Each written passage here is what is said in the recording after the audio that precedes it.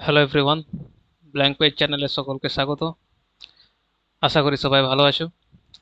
আজ আমরা পার্ট 2 নিয়ে চলে এলাম, টপ 240 বেঙ্গলি পেডাগজি কোয়েশ্চেন্সের পেপার 2। এই ক্লাসটা শুরু করার আগে কিছু কথা আমার বলার আছে। যারা ক্লাসগুলি দেখছো, অনুগ্রহ করে একটা কমেন্ট কমসে কম করে যেও যে ক্লাসটি তোমাদের ভালো লাগলো না খারাপ লাগলো। ঠিক আছে, ভালো লাগলেও করে যেও, আর খারাপ লাগলেও কিন্তু আমাকে বলে যেও যে কোথায় তোমাদের খারাপ লাগলো। তাহলে কিন্তু সেগুলো আমি শোধরানোর চেষ্টা করতে পারি। ঠিক আছে, কেউ কিছু কমেন্ট না করলে আমি তো বুঝতে পারবো না যে কোথায় আমার ক্লাসে ঘাটতি হচ্ছে কিছু। ঠিক আছে, তাহলে আমি সবাইকে অনুরোধ করব যে লাইক না করো, সাবস্ক্রাইব না করো, একটা কমেন্ট অবশ্যই করে যেও যে ভালো লাগলো না ভালো লাগলো না। ঠিক আছে, তাহলে দেরি না করে আমরা শুরু করি। প্রথম কোশ্চেন, পড়ার সময় একত্রীকরণ দক্ষতা হচ্ছে নোট নেওয়া, বিশ্লেষণ করা, রহস্য উন্মোচন করা, না নোট তৈরি করা। পড়ার সময় একত্রীকরণ, একত্রীকরণের ইংলিশ কি? সিনথেসিস। একত্রীকরণ বলতে পাঠ্যাংশের বিভিন্ন তথ্য, ধারণা, যুক্তি এগুলোকে মিলিয়ে একটা সামগ্রিক অর্থ তৈরি করাকে বোঝায়। এটা যে উচ্চ স্তরের যে পঠন সেগুলির সেই পঠনের কিন্তু একটি দক্ষতা। এই বিশ্লেষণের মাধ্যমে কিন্তু আমার যে পড়ছে, যে মানে যে পাঠক, সে কিন্তু বিভিন্ন যে পাঠের মধ্যে যে তথ্য তার মধ্যে সম্পর্ক তৈরি করতে পারে। তাহলে সেটা কিসের মাধ্যমে করতে পারে? আমাদের অপশন হচ্ছে একত্রীকরণ দক্ষতা হচ্ছে আমাদের বিশ্লেষণ করা, বি হচ্ছে অ্যান্সার। নোট নেওয়া কেন হচ্ছে না? কারণ এটা হচ্ছে তথ্য সংগ্রহের কৌশল, একত্রীকরণ কিন্তু এটি নয়। রহস্য উন্মোচন করা, এটা হচ্ছে সমস্যা সমাধান, এটা আমাদের একত্রীকরণ নয়। নোট তৈরি করা, এটাও কিছুটা পর্যায় পর্যন্ত হতে পারে, কিন্তু এটা বিশেষ করে লেখন কার্য বোঝাচ্ছে, একত্রীকরণ নয়। ঠিক আছে, যদি বিশ্লেষণ করা না থাকে তারপর নোট তৈরি করা কিন্তু আমাদের অ্যান্সার হবে, কিন্তু এখানে আমাদের অ্যান্সার হবে বি। নেক্সট, শ্রবণ ও কথন দক্ষতা মূল্যায়নের ক্লাসে অনুষ্ঠিত এই কথোপকথন লক্ষ্য করুন। দুজন শিক্ষার্থীকে আপনি কিভাবে মূল্যায়ন করবেন? শিক্ষক বলছে, তোমরা নিজেদের মধ্যে যার যার প্রিয় খেলা নিয়ে কথা বলো। প্রথম শিক্ষার্থী বলছে, কেন? আমরা আমাদের প্রিয় খেলা নিয়ে আলোচনা করতে পারি না? দ্বিতীয় শিক্ষার্থী বলল, ঠিক আছে, আমি কি ওর সঙ্গে কাবাডি নিয়ে কথা বলতে পারি?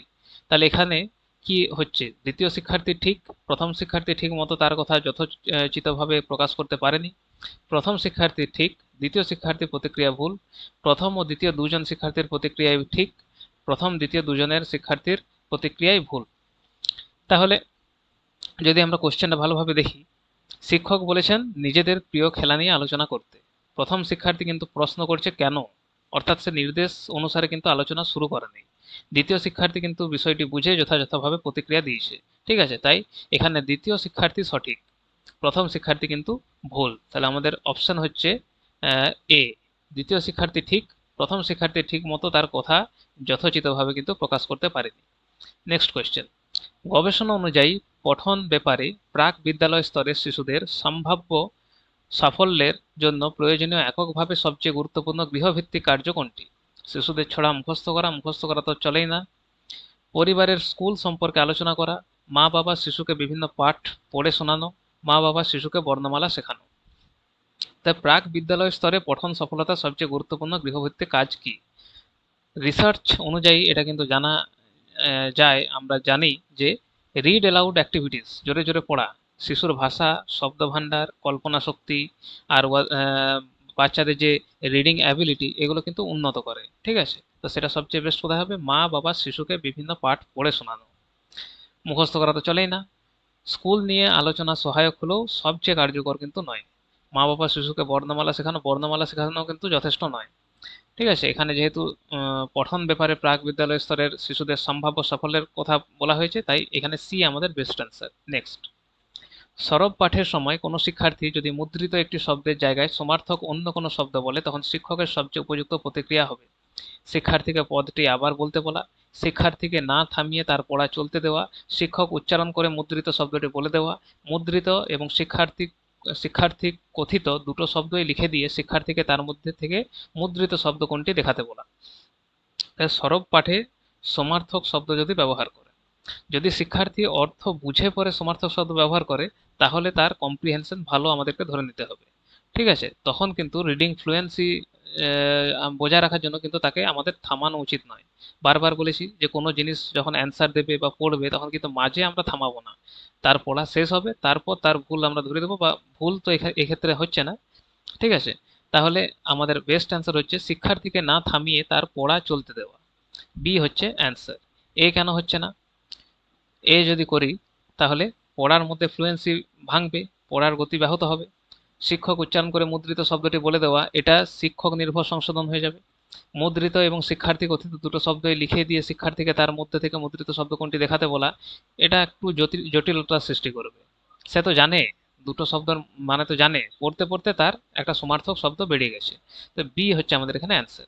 নেক্সট, পূর্ব পরিচিত কোনো শৈলীর অনুকরণের বিপরীতে অবস্থিত কোনো মৌলিক শৈলীতে লিখিত রচনা হচ্ছে কাল্পনিক রচনা, সংলাপ রচনা, সৃজনধর্মী রচনা, না পত্র রচনা। মৌলিক শৈলীতে লিখিত রচনা, মৌলিক শৈলীতে লিখিত রচনা কি হবে? ক্রিয়েটিভ রাইটিং, তাই না? যেখানে লেখক নিজের কল্পনা, চিন্তা, নিজের অরিজিনালিটি প্রকাশ করে। ঠিক আছে, তাহলে এক্ষেত্রে আমাদের যে চারটে অপশন আছে তার মধ্যে বেস্ট অপশন হচ্ছে সি। এতে কাল্পনিক রচনা, এখানে কিন্তু সবসময় মৌলিক এটা নাও হতে পারে। সংলাপ রচনা, এটা কিন্তু নাট্য রচনার একটা অংশ। পত্র রচনা, এটা কিন্তু নির্দিষ্ট নিয়ম মেনে চলে। তো সি হচ্ছে আমাদের এখানে অ্যান্সার। নেক্সট, শিক্ষার ক্ষেত্রে কোনটি উচ্চতর চিন্তাশক্তির অন্তর্গত? মুখস্থ, অর্থবোধ, মূল্য নির্ধারণ বা মূল্যাঙ্কন, প্রয়োগ। তাহলে উচ্চতর চিন্তাশক্তির অন্তর্গত মুখস্থ তো কখনোই হবে না। অর্থবোধ, মূল্য নির্ধারণ বা মূল্যাঙ্কন, প্রয়োগ। মুখস্থ হচ্ছে না, অর্থবোধ মানে হচ্ছে কম্প্রিহেনশন স্তর, মূল্য নির্ধারণ বা মূল্যাঙ্কন এটা সবচেয়ে বেস্ট। কারণ যদি আমরা ব্লুমস ট্যাক্সোনমি পড়ে থাকি তাহলে সেখানে কিন্তু বলা হয়েছে, মানে তার ট্যাক্সোনমি অনুযায়ী এভালুয়েশন কিন্তু উচ্চ স্তরের মানসিক দক্ষতা। এখানে কিন্তু শিক্ষার্থী বিচার বিশ্লেষণ করে সিদ্ধান্ত নেয়, তাহলে সি আমাদের অ্যান্সার এখানে। প্রয়োগ কিন্তু মধ্য স্তরের দক্ষতা যদি আমরা ব্লুমস ট্যাক্সোনমি পড়ি। এক্ষেত্রে এই যে এভালুয়েশন এটা কিন্তু উচ্চ স্তরের দক্ষতা, তাই সি আমাদের অ্যান্সার। নেক্সট, একটি ভাষার বিভিন্ন আঞ্চলিক রূপ তাদের কথাবার্তায় ব্যবহার করে। কোনো ভাষার এই আঞ্চলিক রূপ বৈচিত্র্যকে বলে ঝোঁক, উপভাষা, শাসাঘাত, না সুর। অনেকটা ব্যাকরণের কোশ্চেন হয়ে যাচ্ছে, সবাই পারবে। একই ভাষা যদি অঞ্চলভেদে বিভিন্ন রূপ থাকে সেগুলোকে আমরা ডায়ালেক্ট বা উপভাষা বলে থাকি। তাহলে আমাদের বি হচ্ছে অ্যান্সার। নেক্সট, শিক্ষাক্ষেত্রে কোন মাধ্যমটির অবদান সবচেয়ে বেশি? দূরদর্শন, রেডিও, প্রক্ষেপিত মাধ্যম, নমুনা ও লেখচিত্র, ক্ষেত্রানুসন্ধান বা ক্ষেত্র পরিদর্শন। তাহলে শিক্ষাক্ষেত্রে সবচেয়ে বেশি অবদান রেডিও, টিভি, এগুলো কিন্তু পরোক্ষ অভিজ্ঞতা। প্রক্ষেপিত মাধ্যম মানে যেটা হচ্ছে প্রজেক্টেড মিডিয়া, এটা কিন্তু প্রত্যক্ষ নয়। নমুনা ও লেখচিত্র, মডেল ও চার্ট, এটা কিন্তু বাস্তব অভিজ্ঞতার বিকল্প, কিন্তু কখনোই এগুলো হবে না।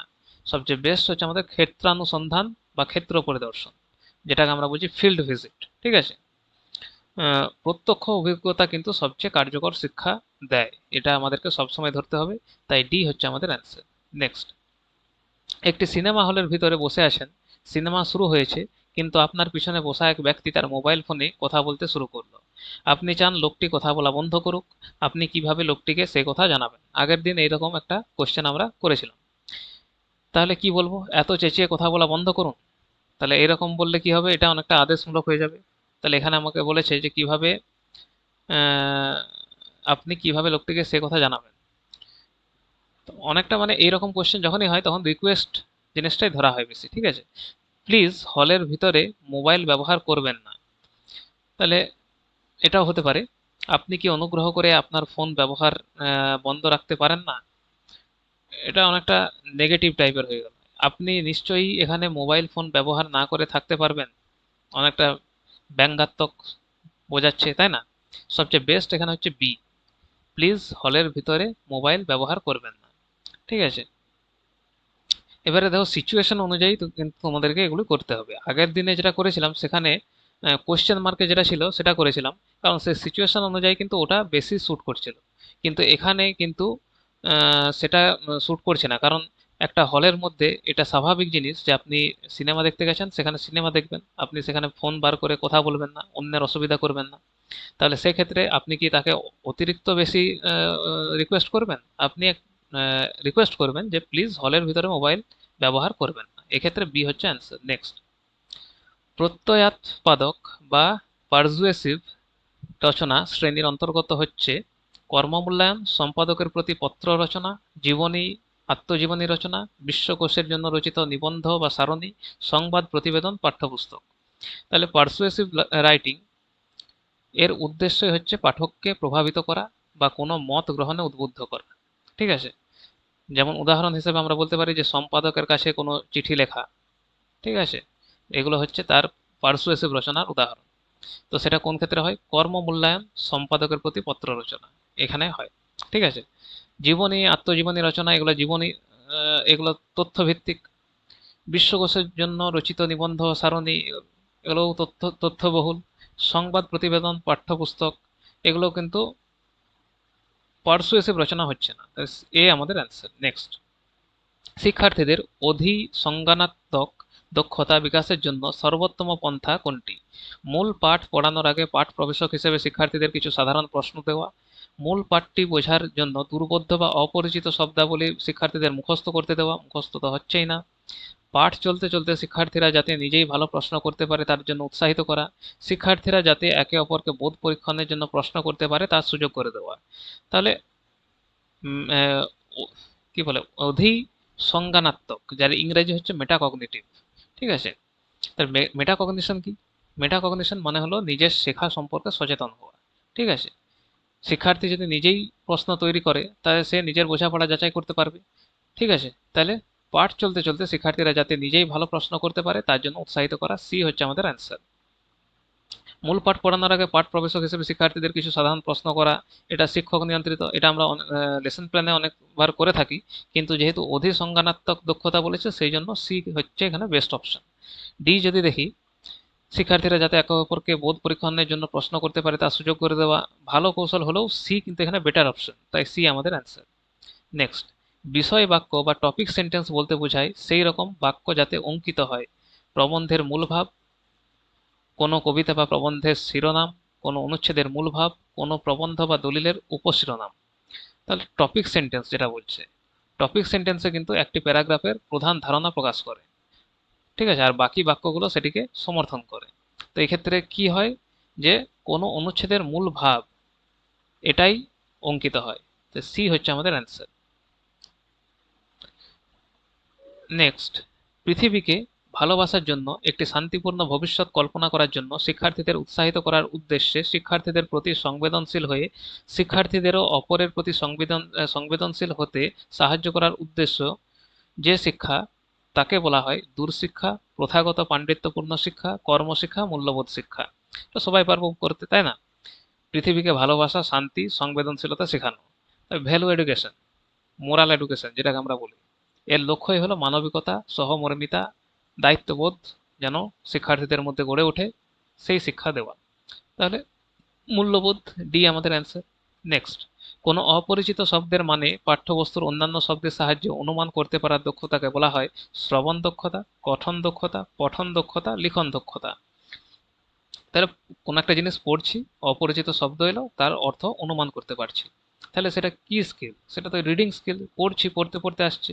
তো রিডিং স্কিলের একটা গুরুত্বপূর্ণ অংশই হলো কিন্তু কনটেক্সট ক্লুজ।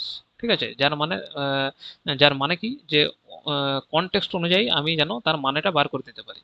তাহলে সেটা হচ্ছে আমাদের পঠন দক্ষতা। ঠিক আছে, লিসনিং স্কিল নয়, শুনছি না আমরা এখানে, স্পিকিং স্কিল নয়, বলছি না কিছু, রাইটিং স্কিল নয়, আমরা লিখছি না কিছু, আমরা পড়ছি, তাহলে সি আমাদের অ্যান্সার। নেক্সট, সংবাদপত্রে খুব মন দিয়ে আপনি যখন একটি বিজ্ঞাপন পড়েন তখন আপনার সেই পঠন নীতিটি হয় গভীর পাঠ, খুঁটিয়ে পড়া, বিস্তারিত পাঠ, উপর উপর ভাষা ভাষা পাঠ। বিজ্ঞাপন যখন পড়ি, বিজ্ঞাপন কিন্তু খুব মন দিয়েই পড়া হয়। ঠিক আছে, বিজ্ঞাপন যখন পড়ি তখন সাধারণত কি কি আমাদের খোঁজা হয়? হয়তো কোনো জিনিস, একটা বিজ্ঞাপন, কোনো কলেজে আমি ভর্তি হবো, তাহলে তার আমরা ফোন নাম্বার দেখি, কবে থেকে কত তারিখ পর্যন্ত তাদের ফর্ম ফিল আপ হবে তা দেখি, তারিখ দেখি, তাই না, যোগ্যতা দেখি। তাহলে আমরা কিন্তু নির্দিষ্ট তথ্য খুঁজছি, তাহলে আমরা এখানে স্ক্যানিং করছি বা ক্লোজ রিডিং করছি, তাহলে আমরা খুঁটিয়ে পড়ছি, বি হচ্ছে অ্যান্সার। গভীর পাঠ, এটা অনেকটা আমরা সাহিত্য যখন পড়ি তখন করি। বিস্তারিত পাঠ, এটা কিন্তু সম্পূর্ণ বিষয়টাকে বুঝতে, যখন বুঝার জন্য পড়ি তখন করি। ভাষা ভাষা পাঠ মানে উপর উপরে যেটা স্কিমিং বলি। ঠিক আছে, জিস্ট জানার জন্য। তাহলে নেক্সট কোয়েশ্চেন, এখানে বি হচ্ছে অ্যান্সার। নেক্সট কোয়েশ্চেন, এই পাঠ পরীক্ষার আপনি কিভাবে নম্বর দেবেন? প্রশ্ন, ধর্মশালা কোথায় অবস্থিত?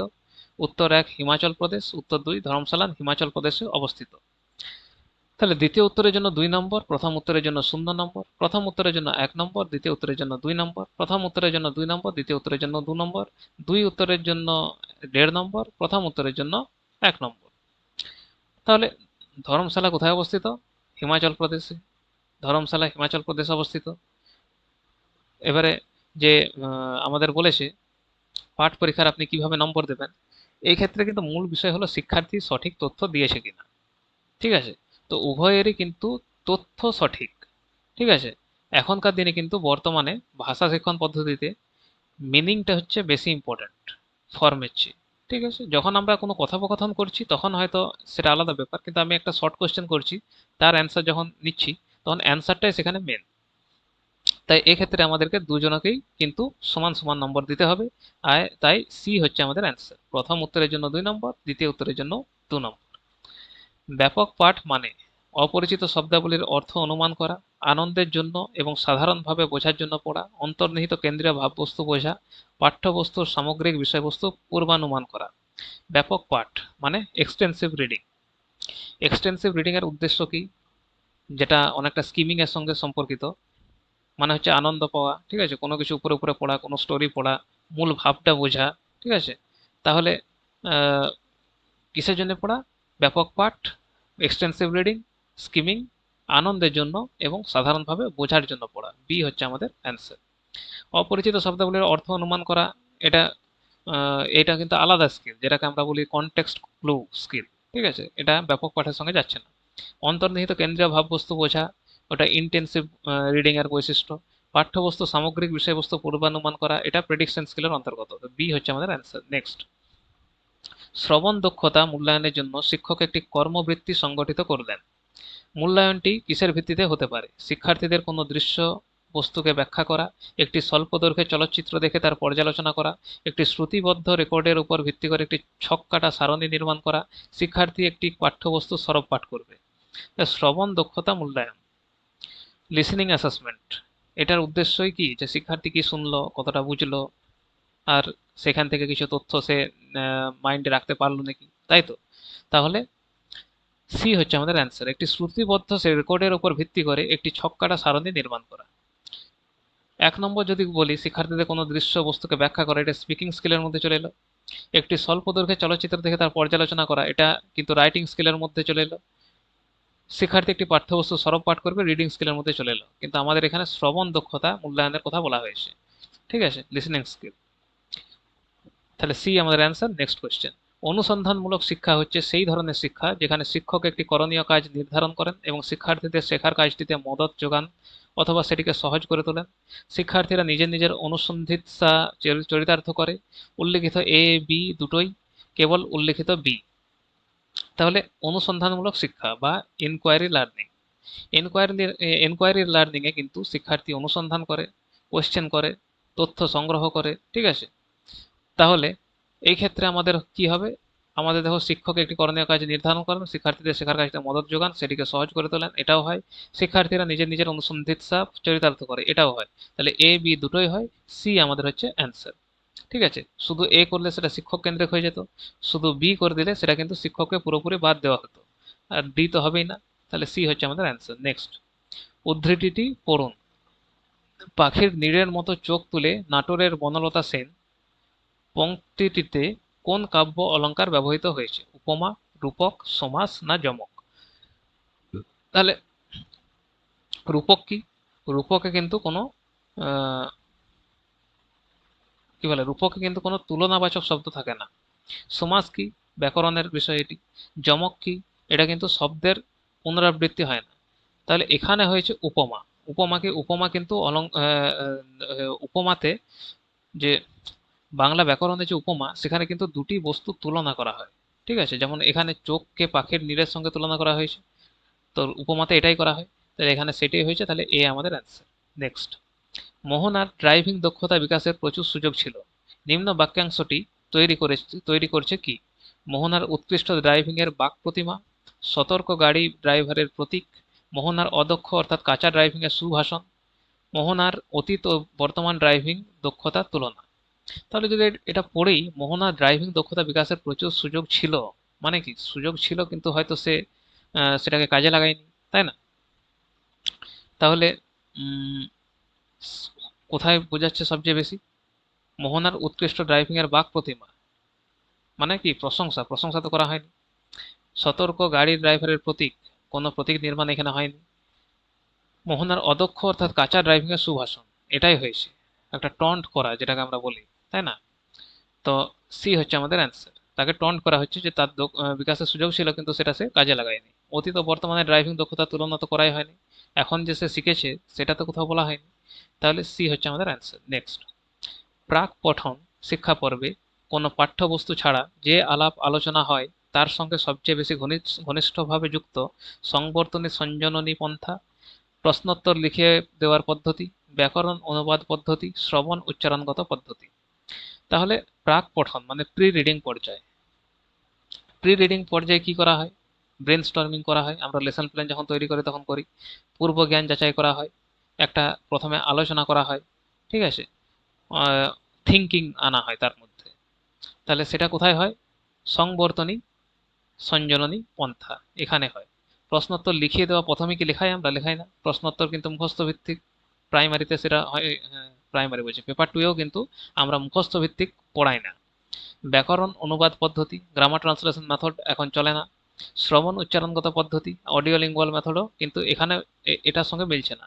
এ হচ্ছে আমাদের অ্যান্সার। নেক্সট, বিরাম চিহ্ন, ঠিক উত্তরটি নির্বাচন করুন। বৃষ্টি না হলে বেড়াতে যাব ড্যাশ, অবশ্য মেঘ করেছে ড্যাশ, বৃষ্টি হতেও পারে।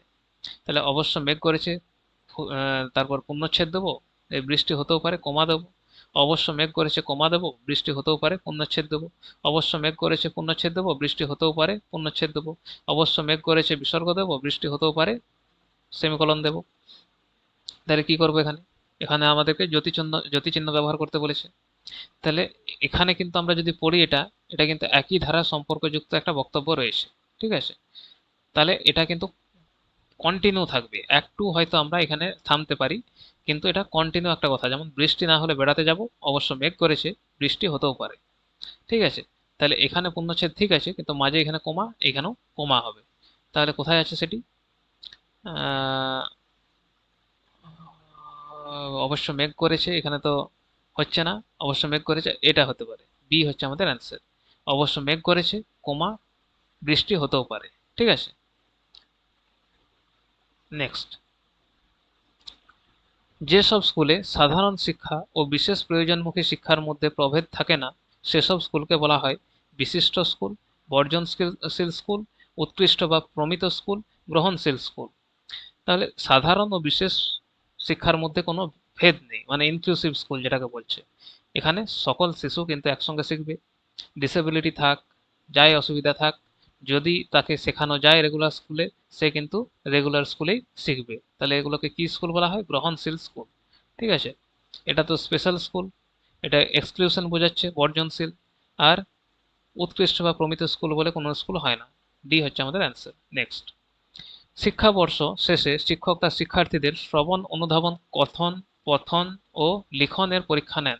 মূল্যায়নের উদ্দেশ্য শিক্ষার্থীদের ভাষা শিক্ষাগত দক্ষতার পরিমাপ করা, শিক্ষককে পাঠ্যক্রমের উদ্দেশ্য নিরূপণ করতে সাহায্য করা, শিক্ষার্থীদের অর্জিত জ্ঞান পরিমাপ করা, ভাষা শিক্ষার ক্লাসের প্রতি শিক্ষার্থীদের মনোভঙ্গি নির্ধারণ করা।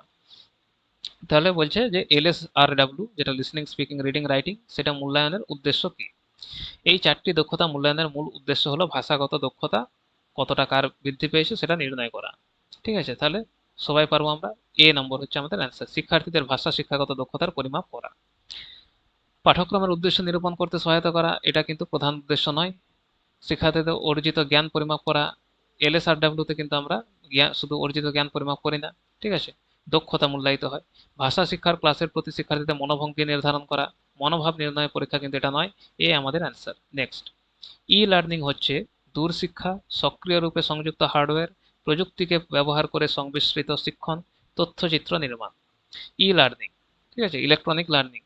তাহলে এটা হলো প্রযুক্তি নির্ভর শিক্ষা, সবাই জানি, যেমন অনলাইন ক্লাস আমরা করছি, ডিজিটাল যে কন্টেন্ট প্রোভাইড করা হয়, স্মার্ট ক্লাসরুম এখন হচ্ছে স্কুলে।